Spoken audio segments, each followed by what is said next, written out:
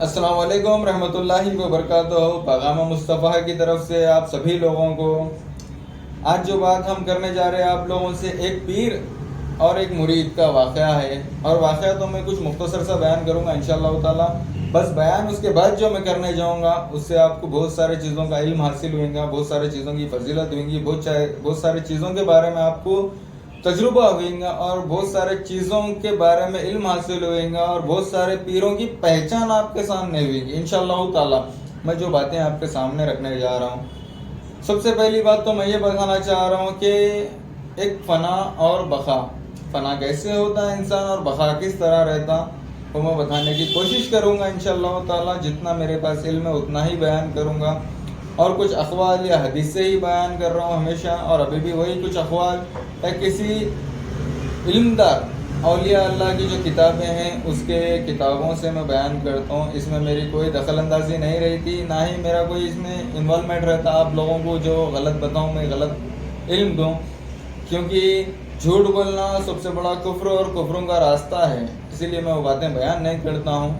تو خواجہ باقی باللہ رحمۃ اللہ علیہ کی بات میں بیان کرنا چاہ رہا ہوں آپ کے پاس۔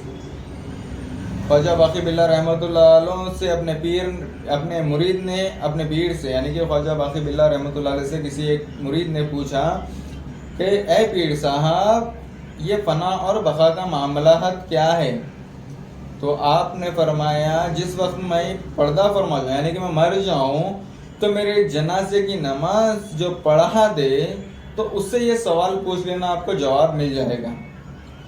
تو میں شارٹ بات لے کے جا رہا ہوں آپ کے سامنے مختصر سے واقعے کے ساتھ، جو آپ لوگوں کو آج کے پیر اور فنا کس طرح ہوتے وہ بھی بتانا ہے، بقا کس طرح ہوتے وہ بھی بتانا ہے، تو اس لیے یہ بات کو یہاں پر روکے میں اور تھوڑی سی بات واقعہ پورا کمپلیٹ کر دیتا ہوں۔ تو خواجہ باقی باللہ رحمۃ اللہ علیہ کے سامنے ایک اپنے مرید نے وہ سوال کرے کہ بقا کیا رہتا، تو اپنے پیر صاحب یعنی کہ خواجہ باقی باللہ رحمۃ اللہ علیہ نے فرمائے کہ جو شخص میرے جنازے نمازہ پڑھا دے تو اس سے یہ سوال کر لینا کہ آپ کو جواب برابر مل جائے گا۔ اور وصیت آپ نے لکھ دی کہ جو کوئی بھی میری جنازے نماز اگر پڑھانے آئے تو تہجد کی نماز کبھی نہ چھوڑے، اپنی حیات زندگی میں جتنی عمر ہے کوئی نہ چھوڑے، وہی جنازے کی نماز پڑھانے کی اجازت دیے۔ تو جب آپ کا پردہ ہوا، دنیا سے رخصت ہو گئے، تو جنازے کی نماز کا وقت ہوا، تو کافی لوگ تھے، مجمع بہت سارا تھا، لیکن کوئی سامنے نہیں آئے وہ وصیت کے سامنے، کیونکہ ہر کسی کی تہجد کی نماز چھوٹ چکی تھی۔ تو وہاں سے ایک گھوڑ سوار شخص آئے، نقاب پوش، نقاب ڈال لے کر کے ایک شخص وہاں موجود ہوئے اور وہ نماز بھی پڑھائے۔ نماز پڑھانے کے بعد آپ رخصت ہو رہے تھے وہاں سے، تو وہی شخص جو فنا اور بقا کا مسئلہ پوچھے تھے، تو وہی شخص وہ شخص کے سامنے جو گھوڑ سوار تھے ان کے سامنے گئے، جانے کے بعد پوچھے کہ آپ تو آگے ہمارے پیر کی جنازے نماز تو پڑھا دیے، لیکن میں ان سے ایک سوال کرا تھا فنا اور بقا کا، تو اس کا میرے کو اگر سے خلاصہ کر آپ گئے تو بہتر ہے، نہیں تو یہ ایک الزام ہو جاتا۔ تو ٹھیک ہے بول کر آپ فرمانے لگے۔ پھر آپ کا نقاب آپ اوپر اٹھائے، دیکھے تو وہاں پر خواجہ باقی باللہ ہی تھے، تو فرمائے وہ فنا ہے یہ بقا ہے، بولے آپ تو یہ تب ہوئے آپ کے پیر کے عشق سے۔ خواجہ باقی باللہ جو تھے تو فنا اور بقا کا معاملات جب ہوا تو اپنے پیر کامل تھے، جب پیر کامل ہوئے آپ کے تو انہوں فنا ہو کے بقا ہوئے، وہی آ کر نماز پڑھا کر کے دنیا کو بتائے کہ وہ فنا ہے یہ بقا ہے بول کر کے۔ تو اتنا پیارا واقعہ ہے یہ۔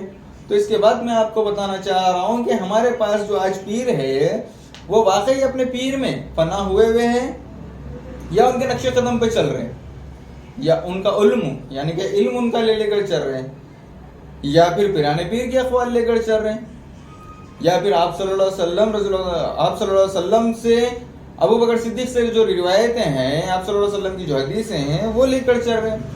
کوئی تو ایک بات ان میں ہونا چاہیے جو فنا فی شیخ کی طرف دوڑ سکے۔ اب دیکھ لیجئے آپ لوگ، خود تو فنا تو دور کی بات ہے، نفس کو بھی اپنے قابو میں نہیں رکھے تو وہ فنا اور بقا کے بارے میں کیا آپ لوگوں کو سمجھیں گے، اور آپ لوگ کیا سمجھیں گے اس کے بارے میں۔ تو اے میرے بھائی آپ کو میں بتانا یہ چاہ رہا ہوں کہ پیارے نبی محمد صلی اللہ علیہ وسلم فرمائے ہوئے ہے کہ سب سے اچھی عبادت وہ ہے جو نیتیں اور دل صاف رکھے. پاکی آدھا ایمان ہے. تو پاکی آدھا ایمان، یہ حدیث کا خلاصہ یہ ہے کہ آپ جھوٹ مت بولو، فریب مت کرو، دھوکہ مت دو، کسی لڑکی کو نظر بھر کر مت دیکھو، کسی کو یعنی کہ آپ کسی کے ساتھ بدسلوکی مت کرو، کسی کے سامنے بڑ زبانی مت کرو، کسی کے سامنے بڑے ہیں بول کے مت ٹھہرو، انانیت مت کرو. یہ تمام چیزیں آپ فرمائے ہوئے، یہ سب باطنی ہیں. یہ باطن کو اگر آپ قابو کر لیں گے تو لطائف میں سے پہلی لطائف جو نفس پہ قابو ہونے والی ہے وہ آپ کے ساتھ رہیں گی. جب وہ چیز آپ کے ساتھ رہے گی تو آپ اپنے آپ روحانیت میں بلند مقام پاتے جائیں گے. جب بلند مقام پاتے جائیں گے تو غوث اعظم دستگیر آپ کے ساتھ رہیں گے، تو تب جا کے آپ صحیح مرید اور پیر غوث اعظم دستگیر رہیں گے. آپ غوث اعظم دستگیر رضی اللہ تعالیٰ عنہ کا نام تو ہم کو بڑا ہی ادب اور احترام سے لینا ہے. جب کبھی آپ کا واقعہ یا جب کبھی کسی کی بات آ جائے، غوث اعظم دستگیر کے تعلق سے کوئی واقعہ آ جائے تو ہم کو کسی اور کو انوالو نہیں کرنا چاہیے. میں اسی لیے آپ لوگوں کو بتا رہا ہوں کہ فنا اور بقا کا معاملہ ہے بھی غوث اعظم دستگیر جب تک اجازت نہیں دیا یہاں پر تب تک کوئی فنا ہوئے گا نہ بقا بھی نہ. تو ایسے کئی چیزیں ہیں، کئی اولیاء کے اقوال ہے، کئی حدیثوں میں بھی ہے، اشارے ہیں اس طرح کے. ابو بکر صدیق رضی اللہ تعالیٰ عنہ اور آپ صلی اللہ علیہ وسلم کی بھی باتیں ہیں جو ایک ہی لمحات میں آپ ایک مقدس جگہ پہ ٹھہرے ہوئے تھے. تو ابو بکر صدیق اور آپ صلی اللہ علیہ وسلم کون ہے اس میں سے صحابی نہیں پہچان سک رہے تھے. تو ابو بکر صدیق رضی اللہ عنہ نے ایک سیڑھی نیچے اترے. نیچے اترنے کے بعد سمجھ میں آیا لوگوں کو کہ یہ ابو بکر صدیق ہے، یہ آپ صلی اللہ علیہ وسلم ہے. تو یہ بھی فنا اور بقا کا ہی معاملہ ہے. یہاں پر فنافل شیخ کی طرف دوڑنے کا راستہ ہے. اگر فنافل شیخ کی طرف آپ کو دوڑنا ہے تو صحیح کامل پیر کو ڈھونڈیے، عامل کو مت ڈھونڈیے، نہ ہی من گھڑت باتیں بنانے والے کو ڈھونڈیے. آپ کو ڈھونڈنا ہے تو کامل پیر کی تلاش میں رہیے، کامل پیر کو حاصل کریے، اس کے بعد علم حاصل کریے اور روحانی فیض حاصل کریے. اگر کوئی نہیں مل رہا آپ کو تو مشکل نہیں، کم از کم حدیث مبارکہ کو لے کر اور غوث اعظم دستگیر کے اقوال کو لے کر، حضرت علی رضی اللہ تعالیٰ عنہ کے اقوال کو لے کر اس کو عمل میں لا لیجیے آپ لوگ، تو آپ لوگ کے لیے بھی بہتر ہے.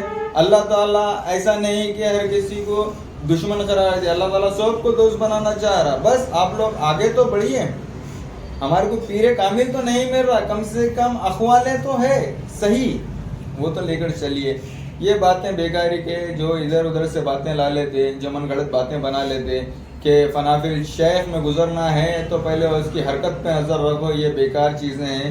حرکت یعنی کہ باطنی حرکت پہ نظر رکھنا ہے. ہمارے کو باطنی حرکت پہ ہم نظر رکھنا ہے تو کس طرح سے وہ عبادت کس طرح کرتا، وہ عبادت نماز کس طرح پڑھتا، وہ ذکر کس طرح کرتا، وہ بات کس طرح کرتا، ادب اور احترام میں اپنے مریدوں کو کس طرح خدمت کرتا، اپنے مریدوں کو مقام کیا دیتا، اپنے مریدوں سے عشق کیسا کرتا.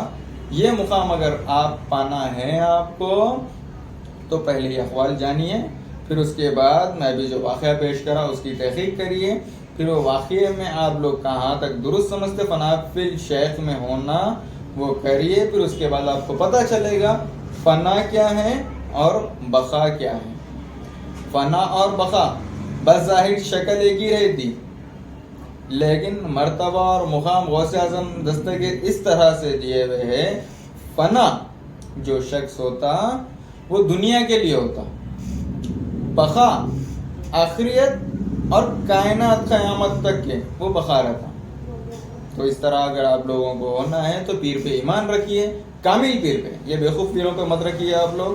میں خود بتا رہا ہوں ایسے بہت ہو گئے پیر، ہر کوئی مختصر سی خلافت لے کے مختصر سے شائع جبے امامے دال لے کر کے فنا شان بیان کرتے. پہلے خود کے اندر وہ علم نہیں ہے، نہ ہی وہ خود کے اندر صلاحیت ہے، نہ ہی وہ لوگ کے خود کے اندر وہ باطنی اعتبار ہے. کتابی علم ہے، پڑھ لیے، پڑھ لینے کے بعد اس کو غلط استعمال کر رہے ہیں. آپ لوگ اس گمراہی کے راستے پہ مت چلو.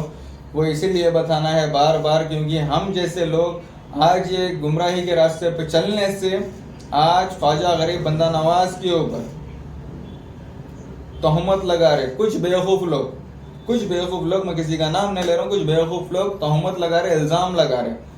اگر آپ لوگ صحیح ہدایت پہ آ جاتے، صحیح اگر لوگ سلسلہ قادریہ، چشتیہ، نقشبندی، سہروردیہ صوفی بن کے اگر رہتے، کم سے کم صوفی اگر آپ بن کے رہتے تو یہ لوگ کی کسی کی مجال نہیں ہے جو خواجہ غریب نواز کے اوپر انگلی اٹھائیں. یہ آپ لوگوں کی غلطیاں ہیں جو آپ لوگ فضول کے باتیں کر کے، فضول کے جلسے کر کے، فضول کے بیوقوفی بنانے کے باتیں کرنے سے وہ لوگ کو موقع دیے. بس یہ لوگ پکارنے والے ہیں بول کر وہ بھی وہ سوچے، اسی لیے الزام لگا رہے. اگر الزام لگانے سے اگر وہاں جاتے، ہندو، مسلم، سکھ، عیسائی سب میرے بھائی جاتے ہیں وہاں پر خواجہ غریب نواز کے پاس، جانے کے بعد سب اپنے اپنے منتیں اور مرادیں تو رکھتے ہیں، لیکن کسی کے دل میں یہ خیال نہیں آتا کہ یہ غلط ہے. سب اپنے آپ سے سر جھکاتے ہیں وہاں پر.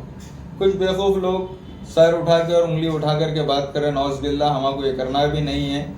اور آپ لوگ بھی مت پڑیے ان گمراہی کے راستے میں. بس آپ لوگوں کا جو یقین ہے، عقیدہ ہے، اس کو پورا کریے. فنا اور بقا کا معاملہ جو تھا مختصر سا میں بیان کرا، مختصر نہیں کے برابر، انشاءاللہ تعالیٰ. اور فنا اور بقا کے بارے میں جب آپ لوگ چاہیں گے یہ چیز کے بارے میں کہ اگر ہاں اس کے بارے میں اور کچھ چاہیے تو تب میں بتاؤں گا کہ فنا انسان کیسے ہوتا بنا پیر کے. غوث اعظم دستگیر میں کیسے انہیں فنا ہوتا ہے، کس طریقے سے؟ کیونکہ آپ اپنے پیروں سے پوچھ سکتے ہیں. سب سے اول اور اہم طریقہ یہ بتاتے وہ لوگ کہ فنا فی الشیخ. اب بنا غوث اعظم دستگیر کے تو کوئی شیخ ہے نہیں دنیا میں. شیخ سوائے ایک ہی ہے، وہ ہے غوث اعظم دستگیر. اب ان میں فنا ہونا ہے آپ کو تو اس کا بھی ایک طریقہ ہے. پیر میں بھی فنا ہونے کا ایک طریقہ ہے، اور خود کے قلب میں بھی فنا ہونے کا ایک طریقہ ہے. آپ کو میں انشاءاللہ تعالیٰ اور بھی ایسے ویڈیو بناؤں گا، بتاؤں گا. اور اگر آپ لوگ اسی طریقے دیکھیں گے یا مانیں گے اس چیز کو تو اور بھی میں بہت سارے چیزیں آپ لوگوں کو بتانے کی، کیونکہ جتنا بھی میں علم دیکھ رہا ہوں کتابی علم کو لوگ غلط استعمال کر رہے. اور انشاءاللہ تعالیٰ جتنا ہو سکے میں وہی بات بیان کرنے کی کوشش کروں گا جو حقیقت ہے. اگر سے مجھ سے بھی کچھ غلطی ہو رہی تو میں 24 گھنٹے یہی دعا مانگتے رہتا ہوں اللہ تعالیٰ سے کہ مجھ سے کوئی غلطی نہ ہو. اگر مجھ سے کوئی غلطی ہو بھی جائے تو اللہ تو میرے کو معاف کر. چلیے، جزاک اللہ خیر.